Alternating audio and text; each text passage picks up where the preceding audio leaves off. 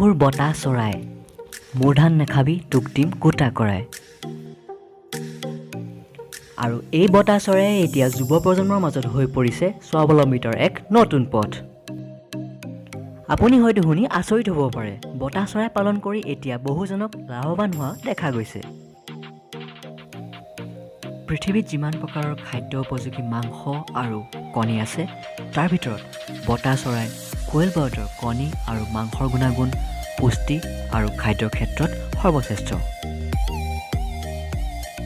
বতাহ চৰাই মাংস আৰু কণী যিকোনো বয়সৰ ব্যক্তিয়ে খাব পাৰে। নিয়মীয়াকৈ খাদ্যৰ তালিকাত 3ৰ পৰা 4টাকৈ কণী আৰু সপ্তাহত 2 দিনকৈ ইয়াৰ মাংস খালে বিভিন্ন জটিল ৰোগৰ পৰা হাত সাৰিব পাৰি।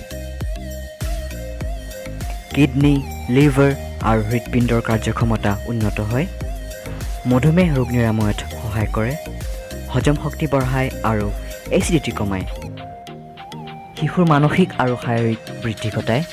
এনিমিয়া বা ৰক্তহীনতা, পুষ্টিহীনতা, স্নায়ু সম্পৰ্কীয় বেমাৰ, উচ্চ ৰক্তচাপ, যক্ষ্মা ৰোগ আৰু মহিলাৰ মাহেকীয়া হোৱা সময়ত দেখা দিয়া বিভিন্ন সমস্যাকে ধৰি সৰ্বমুঠ 22টা ৰোগৰ উপশম ঘটায়। অতি কম মূল্যত ইয়াৰ পোৱালি যোগান ধৰি থকা হৈছে। এতিয়া আৰু পলম নকৰিব, আপোনাৰ মোবাইল উঠাওক আৰু স্ক্ৰীণত দিয়া নম্বৰৰ লগত যোগাযোগ কৰক। ভিডিঅ'টো কেৱল আপোনাৰ বাবে। যদিহে চাই ভাল পাইছে তেতিয়াহ'লে লাইক কৰক, কমেণ্ট কৰক, বন্ধুৰ সৈতে শ্বেয়াৰ কৰক আৰু শেষত চেনেলটো ছাবস্ক্ৰাইব কৰি দিবলৈ একেবাৰেই নাপাহৰিব। ধন্যবাদ।